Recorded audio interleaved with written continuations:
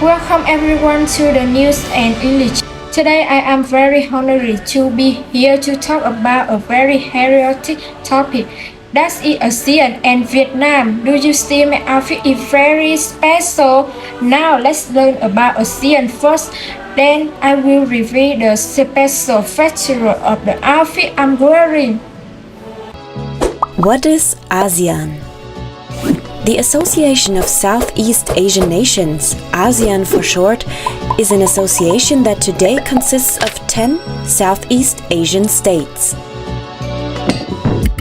In 1967, Thailand, Indonesia, Malaysia, the Philippines and Singapore founded ASEAN. The aim was to improve economic, political and social cooperation, and also to balance political conflicts between these countries that existed as a consequence of decolonization. During Cold War, ASEAN members wanted to contain the influence of communism in their region. Times changed. Old enemies became new partners, and in the second half of the 1990s, Vietnam, Laos, Myanmar and Cambodia joined ASEAN.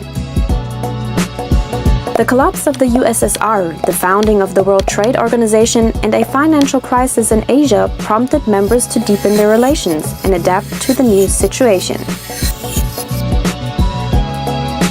In the 2000s, free trade agreements were concluded with India, China, South Korea, Australia, New Zealand, and Japan. In the future, the entire region will be merged into one large free trade zone. Since 2001, the ASEAN Summit takes place annually. It is a meeting of the heads of state and government where current problems are discussed and solutions are worked out. In 2008, the ASEAN Charter came into force, giving the association the status of a legal person. Principles of non-intervention and consensual decision-taking remained unchanged by the Charter. Decisions are generally made by consensus. No member can be forced to something. As a result, the group rarely appears to be closed. Nowadays. Today, ASEAN is based on 3 pillars. As a political and security community to ensure peace, as an economic community with a strong domestic market, and as a social and cultural community, including a common identity. Challenges and solutions. ASEAN faces a number of social and environmental challenges. Countries such as Vietnam or the Philippines are particularly vulnerable to climate change and already feel its impact today.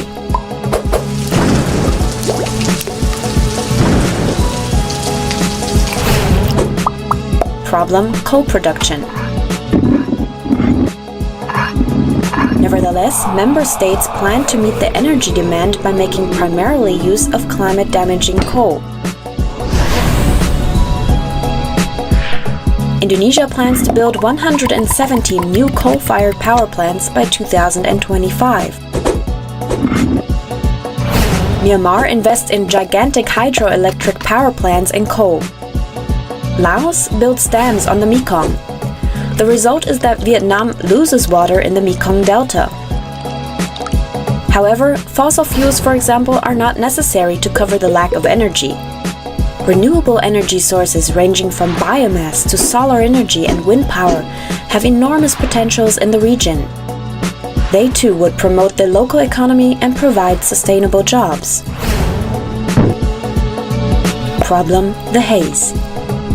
Large areas of precious rainforest are burnt down for palm oil plantations and cattle feed cultivation all over Indonesia.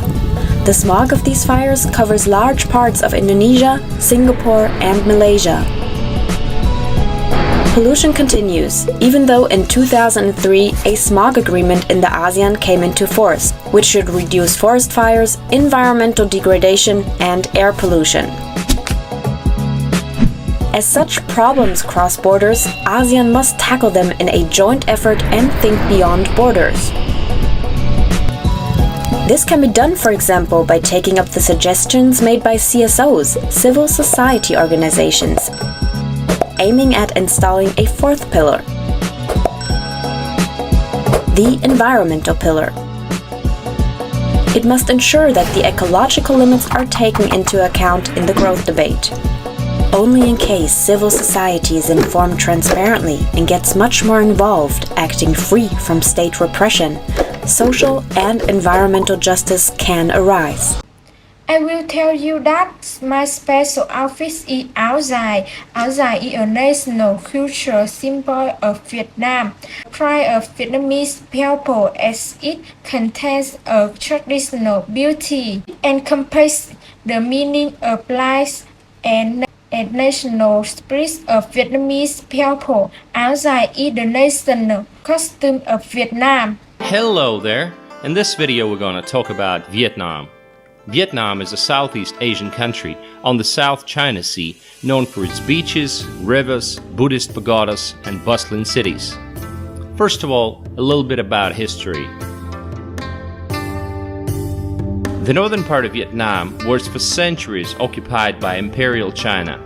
Then the country was colonized by the French in the middle of 19th century. Following the Japanese occupation in 1940s, the Vietnamese fought French rule in the First Indochina War, eventually expelling the French in 1954. Then came the Vietnam War between the two politically divided North Vietnam and South Vietnam. Conflict was intensified by heavy intervention by the United States on the side of South Vietnam and USSR on the side of North Vietnam from 1965 to 1973.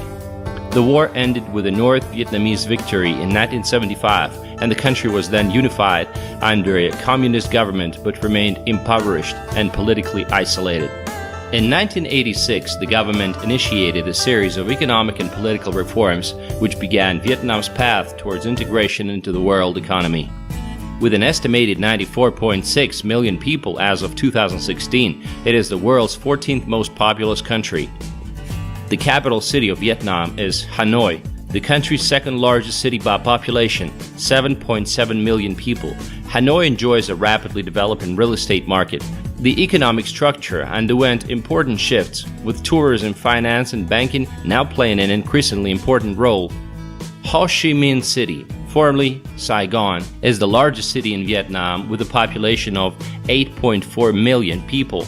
The city's population is expected to grow to 13.9 million by 2025. The city has a hot tropical climate all year round. It has a lot of French colonial landmarks and Vietnamese war history museums. Lots of international corporations like Intel, Toshiba, Panasonic, and Fujifilm have all opened up their production facilities here. Some say the city might be the next Singapore. Da Nang. Da Nang is a coastal city in central Vietnam, known for its sandy beaches and history as a French colonial port. Population is 1.3 million. Nha Trang.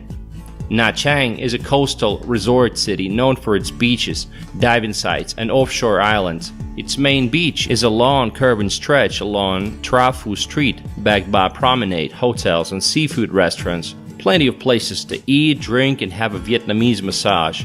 But contrary to Thailand, there's no sex industry in Vietnam.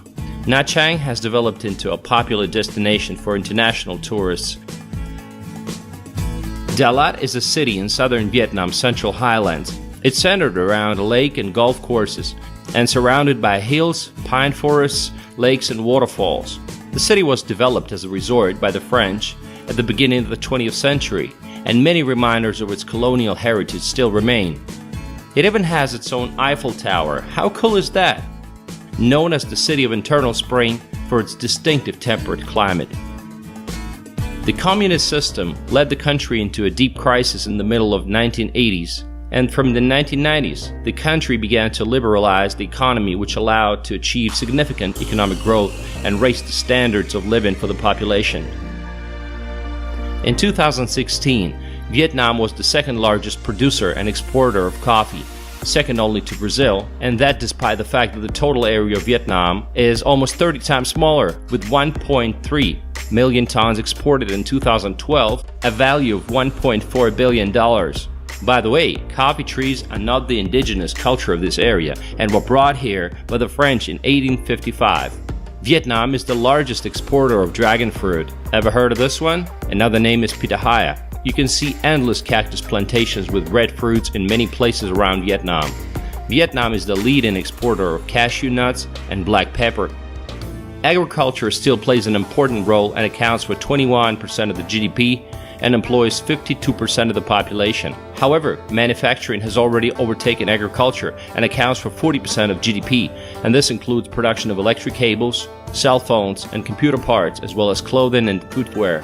Although Vietnam is a relative newcomer to the oil industry, it is currently the third largest oil producer in Southeast Asia. Like its northern neighbor, China, Vietnam continues to use 5-year economic plans that got started back in the USSR. According to a 2005 forecast by Goldman Sachs, the Vietnamese economy will become the world's 21st largest by 2025. Average salary today is just $150. But hey, back in the year 2000, it was $300 per year. The crime level is extremely low, at a rate of France and Finland. In large cities, you can see some petty crime as pickpocketing and snatching handbags and motorcycles. Therefore, you just gotta watch your stuff like anywhere else in the world. Tourism is developing at a staggering pace. In the year 2000, the country was visited by 4.7 million foreign tourists, and in 2017, almost 13 million. Most tourists come from China, South Korea, Japan, Taiwan, the United States, and Russia. Mune, by the way, might be the best place for kitesurfing in Asia. Phu Quoc is gaining popularity as a secluded tropical island with pristine beaches. In the north of Vietnam, you gotta visit Ha Long Bay, a UNESCO World Heritage Site, a popular tourist destination. In southern Vietnam, a cup of coffee is often accompanied by a cup of cold tea. Typically, the coffee is prepared in single servings in stainless steel coffee filters known as phin. The Vietnamese coffee is rich, flavorful, sweet, and perfect on a cool day. The coffee is slowly dripping into the glass and mixed in with the condensed milk, making it almost a meditation practice. Vietnam is also famous for Kopi Luwak, or civet coffee. It's the kind of coffee that includes part-digested coffee cherries eaten and defecated by Asian palm civet. At the same time, per capita consumption of coffee in Vietnam is really low. About 95% of coffee is exported. Vietnam holds the second place in terms of rice consumptions per capita. A typical Vietnamese eats 169 kilograms of rice per year. No wonder they have so many rice varieties. Soup pho is one of the most popular Vietnamese dishes. This is a soup with rice noodles, most often with beef, although sometimes it's served with chicken and seafood. Soup pho is served in almost every cafe and restaurant. The Vietnamese eat it with chopsticks, mainly for breakfast. Vietnamese start cooking soup before dawn, so that by 5 or 6 in the morning they will feed the people hurrying to work. A large choice of seafood, coffee shops in general. Here you can try some exotic food like turtle meat, scorpion, ostrich, eat the heart of a snake, and drink the blood of a cobra. Although many Vietnamese have already learned to treat dogs as pets and not as food, some Vietnamese still eat dogs and cats. Vietnamese are quite friendly people. They sometimes look more gloomy than Thai people, but when you communicate with them, they start smiling.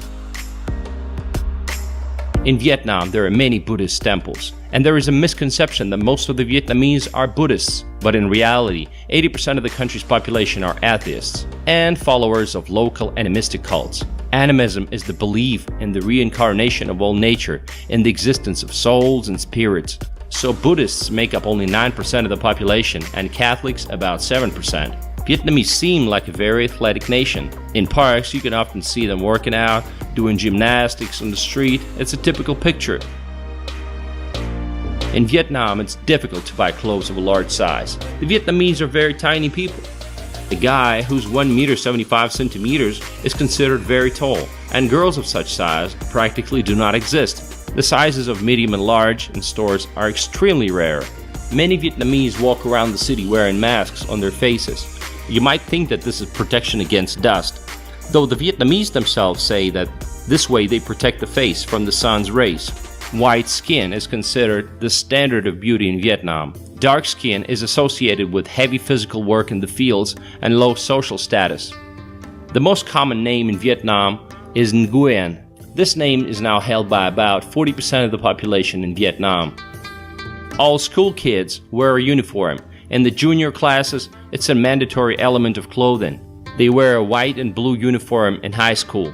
In many schools, children start studying at around 7 in the morning. Young people are eager to study English. Some are given the task at school to interview foreigners walking around the city. In Vietnam, motorbikes are extremely popular. They're way more popular than cars. Traffic might seem absolutely meaningless and ruthless and chaotic and unsystematic to you at first, but when you join in as a driver, some rules start to make sense.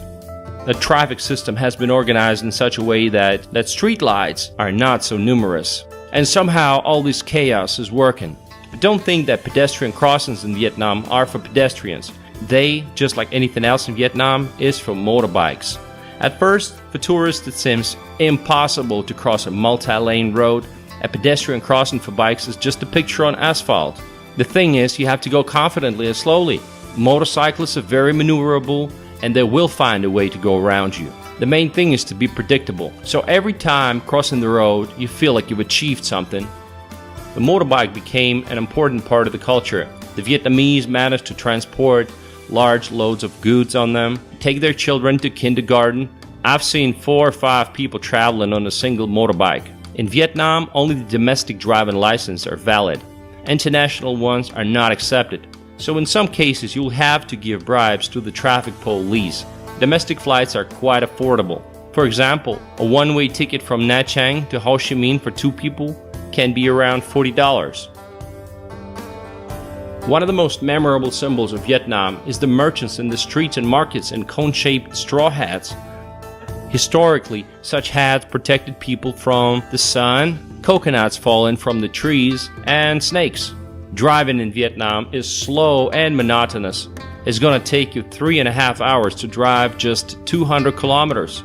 Take the plane instead if possible.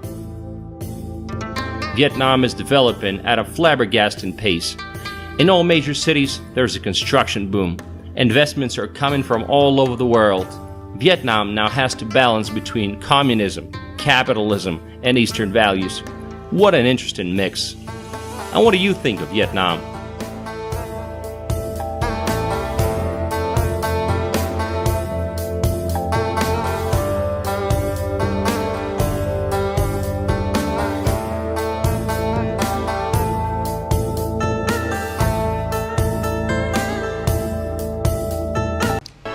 After this video, how do you feel about ASEAN and Vietnam? I am very proud to be born and raised in Vietnam. If you had the opportunity in the future, please come and try ASEAN country to experience it because brings you many new things from culture to lifestyle foods, new program and English. This is the end. Goodbye. Thank you for watching. See you again.